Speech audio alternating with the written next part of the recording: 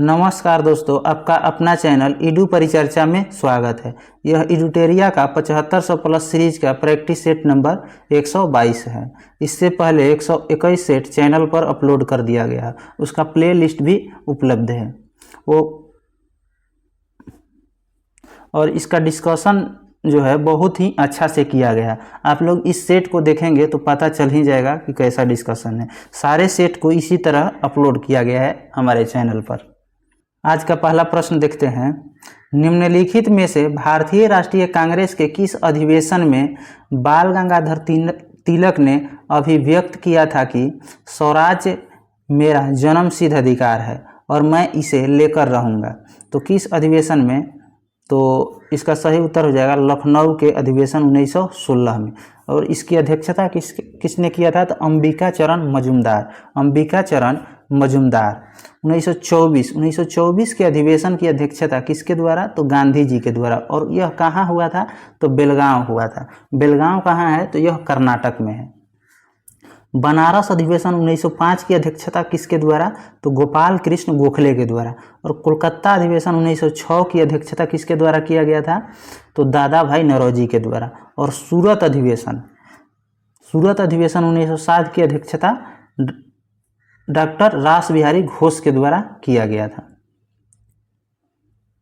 पूछेगा पहली बार वंदे मातरम कब गाया गया था? तो 1896 में। और कहाँ? तो कोलकाता अधिवेशन में।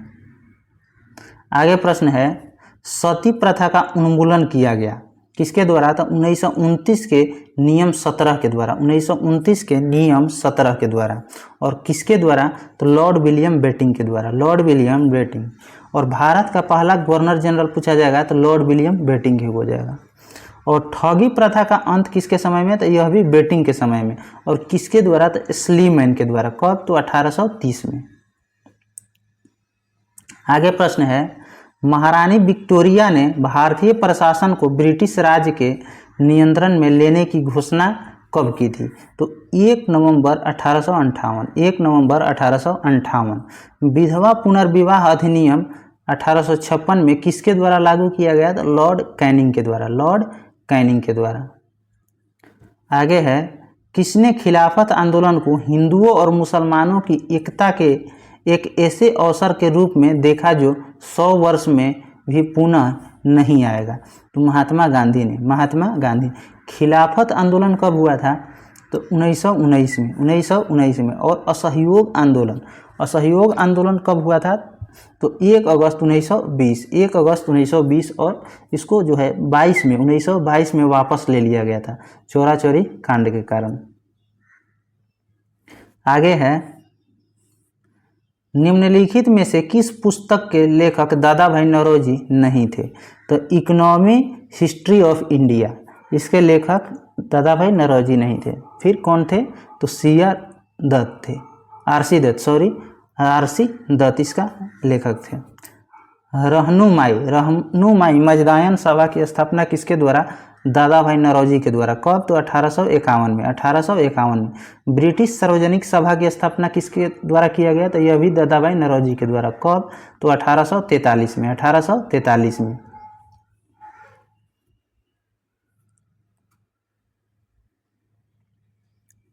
आगे है प्रश्न, वेदांत कॉलेज की स्थापना 1825 में किसके द्वारा? तो राजा राम मोहन राय के द्वारा। अगला प्रश्न है, नचिकेता एवं यमराज, यम जिसको भी बोला जाता है, नचिकेता और यम के मध्य संवाद का वर्णन किस उपनिषद में किया गया है? तो कठोपनिषद में। सत्यमेव जयते कहाँ से लिया गया है? तो मुंडकोपनिषद से। पूछेगा गोत्र नामक संस्था का जन्म कब हुआ था? तो उत्तर वैदिक काल में। हर्षवर्धन के दक्षिण अभियान को किसने नर्मदा नदी पर रोक दिया था? तो यह पुलकेशिन द्वितीय ने। पुलकेशिन द्वितीय किस वंश से संबंधित था? तो चालुक्य वंश से। और हर्षवर्धन किस वंश से? तो पुष्यभूति वंश से संबंधित है। आगे है, मंगोल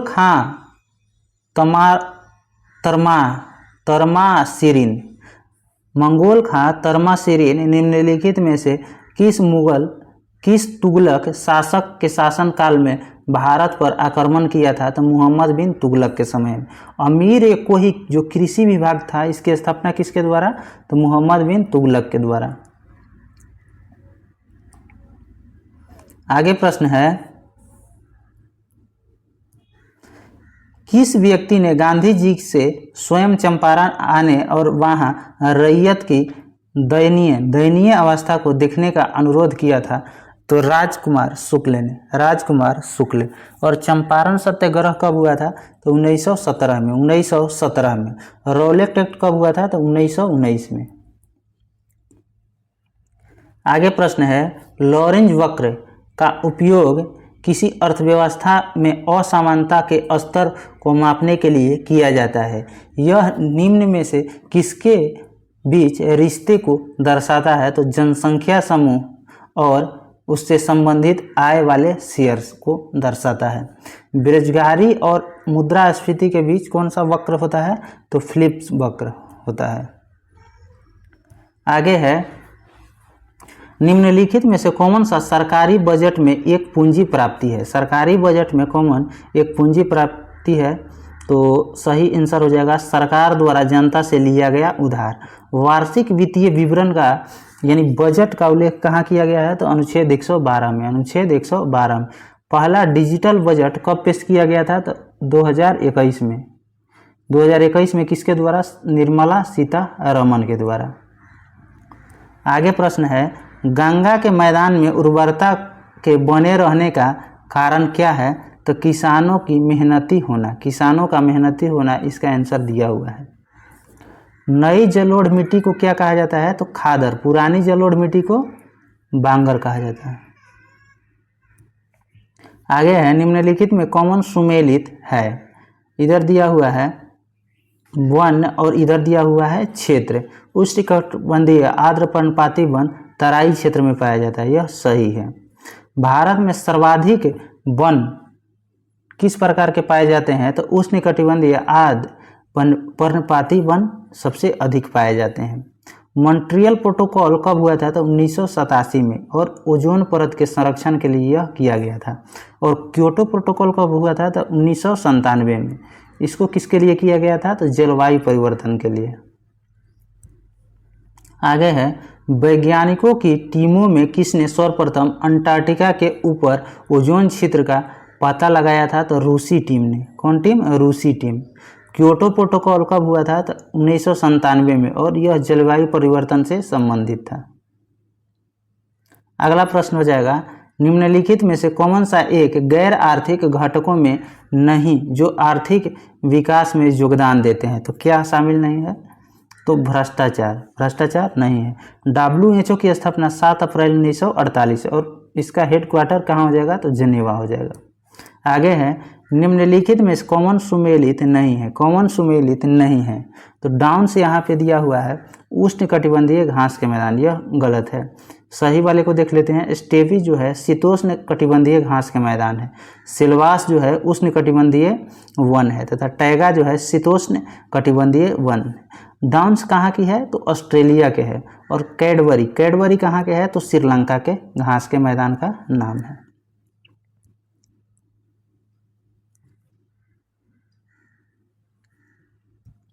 आगे प्रश्न है, निम्नलिखित में से किस ऊर्जा का मान हमेशा धनात्मक होता है?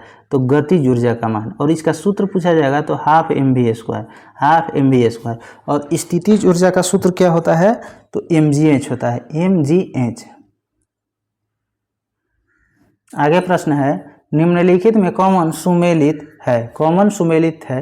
तो एक्सकीमो कनाडा दिया हुआ है, यह सही है। सोम्पेंस कहाँ के है? तो अंडमान निकोबार। और ओंग भी अंडमान निकोबार की है।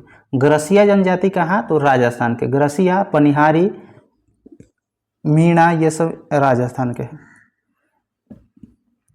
आगे है, 3-4 साल के एक बच्चे में दूध के दांत में शामिल नहीं होते हैं। कौन? तो अर्धच्वर्णक, अर्धच्वर्णक शामिल नहीं होते। पूरे जीवन काल में पूछा जाएगा दांत कितने आते हैं? तो टोटल 52 आते हैं। जो दूध के दांत आते हैं 20 आते हैं और फिर टूट जाते हैं, फिर दोबारा आते हैं 20, उसके बाद जो 12 आते हैं केवल एक बार आते हैं, 20 जो है 2 बार आता है, इसीलिए पूरे जीवन काल में पूछा जाएगा तो 52 हो जाएगा। मानव शरीर के किस अंग में लिम्फोसाइट कोशिका का निर्माण होता है? तो यह अस्थि मज्जा में होता है, अस्थि मज्जा में। और मृत्यु कहाँ होता है? लाल रक्तकण, लाल रक्तकण का निर्माण कहाँ होता है? तो अस्थि मज्जा में। और इसकी मृत्यु जो है प्लीहा में होता है, प्लीहा में।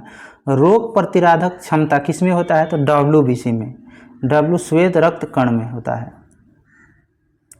आगे है रक्तचाप को नियंत्रण करने वाली ग्रंथि कौन सी है? तो अधिवृक्क, अधिवृक्क। रक्तचाप कितना होता है मानव में? तो 120/80 होता है। ऊपर वाले को सिस्टोलिक और नीचे वाले को डायस्टोलिक कहा जाता है। सीरा में जो है अशुद्ध रक्त यानी CO2 सहित रक्त प्रवाह करता है। सीरा में अशुद्ध रक्त, जैसा धमनी में शुद्ध रक्त प्रवाहित होता है। निम्न में से किस में ऊष्मा का स्थानांतरण संवहन के द्वारा होता है? तो गैस एवं द्रव में, गैस एवं द्रव में। विकिरण में जो है माध्यम की कोई आवश्यकता नहीं होती है, और ठोस में जो है चालन विधि से ऊष्मा का स्थानांतरण होता है। आगे है प्राणियों के निम्नलिखित में से किस संवर्ग में त्रिकोष्ठीय हृदय होता है? तो उभयचर एवं सरीसृप, उभयचर एवं सरीसृप। मानव में कितना है? तो 4 कोष्ठक होता है। आगे है लोहे के निष्कर्षण में चूना पत्थर का इस्तेमाल किस रूप में किया जाता है? तो फ्लक्स के रूप में। लोहा का अयस्क कौन कौन सा हो जाएगा? हेमेटाइट, लिमोनाइट, सीडेराइट तथा मैग्नेटाइट। पूछेगा अयस्क में मिले अशुद्ध पदार्थ को क्या कहेंगे? तो गैंग कहेंगे। निम्नलिखित में से किस में त्रिविमीय क्रिस्टल प्रणाली नहीं पाया जाता है? तो ग्रेफाइट में नहीं पाया जाता है। आगे है निम्न में से किन कारक के कारण वाष्पीकरण की दर कम हो जाती है? तो नमी के कारण। सबसे हल्की धातु पूछेगा लिथियम हो जाएगा, भारी धातु पूछेगा तो ओस्मियम हो जाएगा, और सबसे कठोर धातु पूछेगा तो क्रोमियम हो जाएगा। आगे है निम्न में से कौन सा पायसी कारक है? तो साबुन, साबुन एक पायसी कारक है। दूध भी पायस या इमल्सन का उदाहरण है। आगे है बीज के अंकुरण के दौरान भ्रूण का जो भाग जड़ के रूप में वर्धित होता है वह है कौन? तो मूलांकुर, मूलांकुर है। जनन अंग क्या होता है पौधा का? तो बाह्य दलपुंज, दलपुंज, पुमांग तथा जयांग होता है। आगे प्रश्न है सामान्यतः स्त्रियों की आवाज़ का तारतम्य है, क्या है? तो पुरुषों की तुलना में अधिक होती है, पुरुषों की तुलना में अधिक होती है। ध्वनि जो है अनुदैर्घ्य तरंग है, और प्रकाश क्या होता है? अनुप्रस्थ होता है, प्रकाश अनुप्रस्थ होता है। श्रव्य ध्वनि किसको कहा जाता है? जो मानव द्वारा आसानी से सुना जा सकता है। अश्रव्य ध्वनि किसको कहा जाएगा? तो जो 20 हर्ट्ज से कम होता है, जिसको मानव नहीं सुन पाते हैं, उसको क्या कहा जाएगा? तो अश्रव्य। श्रव्य ध्वनि किसको कहा जाएगा? तो 20 से 20,000 हर्ट्ज के बीच, जिसको मानव सुन पाता है। और पराश्रव्य यह मानव के द्वारा नहीं सुन पाना, इसका जो है कारण क्या है? तो इसका जो है आवृत्ति उच्च होती है, इसी के कारण पराश्रव्य ध्वनि को मानव नहीं सुन पाता है, और इसका जो आवृत्ति होता है 20,000 हर्ट्ज से अधिक होता है पराश्रव्य का।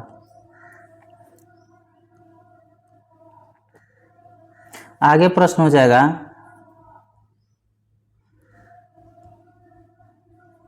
आगे प्रश्न है 30 नंबर। जल का आयनिक लवण का सुविलायक है क्योंकि? जल आयनिक लवण का सुविलायक है क्योंकि उसका द्विध्रुव आघूर्ण अधिक होता है, उसका द्विध्रुव आघूर्ण अधिक होता है। इसी कारण भारी जल के खोज 1932 में किसके द्वारा? यूरे के द्वारा, और इसका सूत्र क्या होता है? D2O होता है भारी जल का। और इसका हिमांक पूछा जाएगा तो कितना हो जाएगा? 3.8 डिग्री सेल्सियस हो जाएगा। आगे प्रश्न है यदि हवा का तापमान बढ़ता है तो उसकी जल वाष्प ग्रहण करने की क्षमता क्या होता है? तो बढ़ जाता है। तापमान बढ़ने से ध्वनि का चाल जो है बढ़ जाता है। जल का हिमांक बिंदु कितना होता है? तो 0 डिग्री सेल्सियस। और शरीर का तापमान केल्विन में कितना होता है? तो 310 केल्विन, 310 केल्विन। ऑटोमोबाइल के हाइड्रोलिक ब्रेक के कार्य करने का सिद्धांत क्या है? तो पास्कल का नियम, पास्कल का नियम। दाब का SI मात्रक पास्कल होता है, जिसको न्यूटन प्रति मीटर स्क्वायर भी बोला जाता है। लोलक की कलावधि, लोलक की कलावधि लंबाई पर निर्भर करती है, लंबाई पर निर्भर करती है। सरल लोलक का आवर्तकाल का सूत्र क्या होता है? तो T इक्वल टू क्या होता है? 2 पाई अंडर रूट L बटा में G, L बटा में G हो जाएगा। इसीलिए यह जो है L पे निर्भर करता है, L लंबाई पर। सोने का घोला जा सकता है, सोने को घोला जा सकता है किसमें? तो हाइड्रोक्लोरिक एसिड और नाइट्रिक एसिड के मिश्रण में, यानी इसका मिश्रण क्या हो जाएगा? तो HNO3, ये क्या हो जाएगा? Nitric acid. यह 1 रहता है और यहाँ रहता है 3 HCl रहता है, यानी दोनों का अनुपात भी पूछता है तो 1:3 हो जाता है, जिसको क्या कहा जाता है? Aqua regia, aqua regia. Hydrochloric का क्या सूत्र है? HCl है। कांच पर लिखने का प्रयोग किससे किया जाता है? हाइड्रोफ्लोरिक अम्ल से किया जाता है। आगे प्रश्न है, निम्नलिखित में किसमें ऋणात्मक आवेश होता है? तो बीटा किरण में, बीटा किरण ऋणात्मक, अल्फा किरण धनात्मक होता है। और गामा किरण की खोज की बात किया जाएगा तो पॉल बिलाट हो जाएगा। आगे प्रश्न है, संविधान के अनुसार नई अखिल भारतीय सेवा की शुरुआत की जा सकती है राज्यसभा के द्वारा। राज्य और अनुच्छेद पूछेगा तो 312 में, अनुच्छेद 312 में। और संघ लोक सेवा आयोग या राज्य लोक सेवा आयोग का गठन किस अनुच्छेद में किया जाएगा? तो 315 में, 315 में। किस वाद में सर्वोच्च न्यायालय ने स्पष्ट किया कि मूल अधिकार एवं नीति निर्देशक तत्व एक दूसरे के पूरक हैं? तो मिनर्वा मिल्स वाद, मिनर्वा मिल्स वाद। और प्रस्तावना संविधान का अंग है, प्रस्तावना संविधान का अंग है और इसमें संशोधन किया जा सकता है, इसमें संशोधन किया जा सकता है। इस किस केस में कहा गया था? तो केशवानंद भारती केस को 1973 में। आगे है, देश में सबसे पहले किस राज्य के चुनाव में EVM का प्रयोग किया गया था? तो केरल के। कब? तो 1982 में। 1900 इलेक्ट्रॉनिक वोटिंग मशीन EVM का फुल फॉर्म होता है। आगे है, भारतीय संविधान के समवर्ती सूची में निम्न में क्या शामिल नहीं है? तो सार्वजनिक व्यवस्था नहीं शामिल है। समवर्ती सूची कहाँ से लिया गया है? ऑस्ट्रेलिया से। और सार्वजनिक व्यवस्था जो है किस सूची का विषय है? तो राज्य सूची का विषय है। आगे है, केंद्र और राज्य वित्तीय संबंध का उपबंध संविधान के किस भाग में किया गया है? तो भाग 12 में, भाग 12 में। भाग 10 में क्या है? तो अनुसूचित क्षेत्र और जनजातीय क्षेत्र किसमें है? भाग 10 में है। 11 में क्या है? तो संघ और राज्य के बीच संबंध है, संघ और राज्य के बीच संबंध है। भारत है, भारत के राज्य के क्षेत्र में व्यापार वाणिज्य तथा समागम किस अनुच्छेद, किस भाग में वर्णित है? तो भाग 13 में, भाग 13 में। निम्न में से कौन सा राष्ट्रपति के प्रसाद पर्यंत पद धारण नहीं करता है? लोकसभा अध्यक्ष, केंद्रीय मंत्री करता है, राज्यपाल करता है, महान्यवादी करता है। और राज्यपाल किस अनुच्छेद में वर्णित है? तो 153 में, 153 में। महान्यवादी 76 में। लोकसभा का अध्यक्ष एवं उपाध्यक्ष अनुच्छेद 93 हो जाएगा। आगे प्रश्न है, निम्न में से कौन भारत सरकार के संसदीय स्वरूप की विशेषता को व्यक्त करता है? तो कार्यपालिका का विधायिका के प्रति उत्तरदायी होना। मंत्रिपरिषद किसके प्रति सामूहिक रूप से उत्तरदायी होता है? तो लोकसभा के प्रति। और यह बात किस अनुच्छेद में कहा गया है? तो अनुच्छेद 75 के 3 में, 75 के 3 में। संसद की अस्थायी समिति में कितने सदस्य होते हैं? तो 31 सदस्य होते हैं। लोक लेखा समिति में कितने सदस्य होते हैं? तो 22, जिसमें जो है 15 लोकसभा के होते हैं और 7 राज्यसभा के होते हैं। प्राक्कलन समिति में कुल सदस्य 30 होते हैं, जो केवल लोकसभा से होते हैं। आगे है, भारत में निर्वाचन के संबंध में वीवीपीएटी का सही पूरा शब्द रूप निम्नलिखित में से कौन सा है? तो इसका सही हो जाएगा voter verifiable paper audit trail हो जाएगा।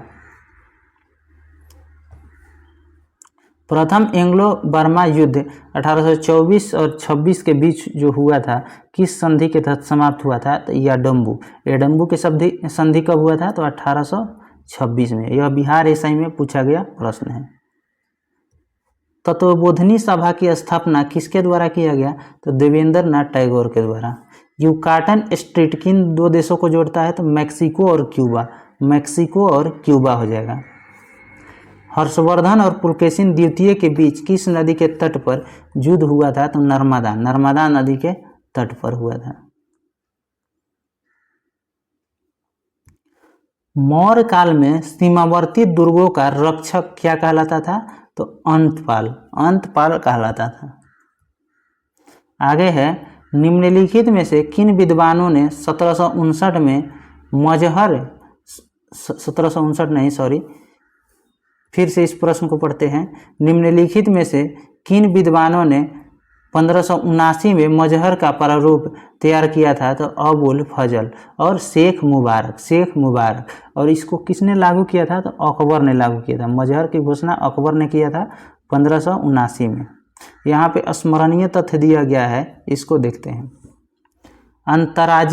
अंतर्राज्यीय नदियों एवं नदी घाटी के पानी से संबंधित विवादों का उल्लेख किया गया है किस अनुच्छेद में? अनुच्छेद 262 में। केंद्र राज्य के मध्य समन्वय स्थापित करने हेतु अंतर्राज्यीय परिषद का गठन किया गया किस अनुच्छेद में? तो 263 में। अंतर्राज्यीय परिषद का गठन कब किया गया? तो 1990 में। योजना आयोग के स्थान पर नीति आयोग का गठन कब किया गया? तो 1 जनवरी 2015। नीति आयोग के अध्यक्ष कौन होते हैं? तो प्रधानमंत्री। नीति आयोग के प्रथम उपाध्यक्ष अरविंद पनघड़िया। और नीति आयोग के प्रथम सीईओ पूछेगा तो सिंधु श्री खुल्लर हो जाएगा। राष्ट्रीय विकास परिषद का गठन 6 अगस्त 1952। राष्ट्रीय विकास परिषद के अध्यक्ष होते हैं कौन? तो प्रधानमंत्री होते हैं। किसने राष्ट्रीय विकास परिषद को सुपर कैबिनेट कहकर संबोधित किया था? तो के संथानम ने कहा था। आगे है, केंद्रीय वित्त आयोग का गठन का उल्लेख किस अनुच्छेद में है? तो 280 में। और कब किया गया? तो 22 नवंबर 1991। सभी राज्यों में राज्य वित्त आयोग की स्थापना की गई कब? तो 1993 में। वित्त आयोग के अध्यक्ष सहित कुल सदस्य की संख्या कितना होता है? तो 5 होता है। राज्य वित्त आयोग का गठन का प्रावधान अनुच्छेद कितना हो जाएगा? 243 के आई हो जाएगा। केंद्रीय वित्त आयोग के पहले अध्यक्ष केसी नियोगी। केंद्रीय वित्त आयोग के 15वें अध्यक्ष कौन हो जाएगा?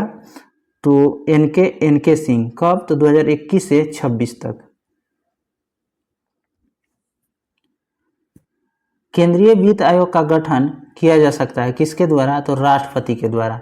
राष्ट्रपति वित्त आयोग की सिफारिश को संसद के समक्ष प्रस्तुत करता है किस अनुच्छेद के तहत? अनुच्छेद 281 के अंतर्गत। वित्त आयोग का कार्यकाल होता है कितना समय के लिए? तो 5 वर्षों के लिए। अगर आपको कोई भी प्रश्न के उत्तर में डाउट है तो आप यहाँ से उत्तर मैच करके देख सकते हैं। अगर आपको इसका PDF चाहिए तो हमारे टेलीग्राम चैनल ईडू परिचर्चा पर डाल दिया जाता है, वहाँ से आप ज्वाइन होकर इसका PDF प्राप्त कर सकते हैं, जिसका लिंक वीडियो के डिस्क्रिप्शन बॉक्स में डाल दिया जाएगा। हाँ, और जो एडुटेरिया का जो BSSC प्रखंड सांख्यिकी पदाधिकारी का जो बुक आया है, जिसमें टोटल 15 सेट दिया गया है, जिसमें 4 सेट हमारे चैनल पर अपलोड कर दिया गया है, वहाँ से उसको आप जाकर देख सकते हैं। धन्यवाद।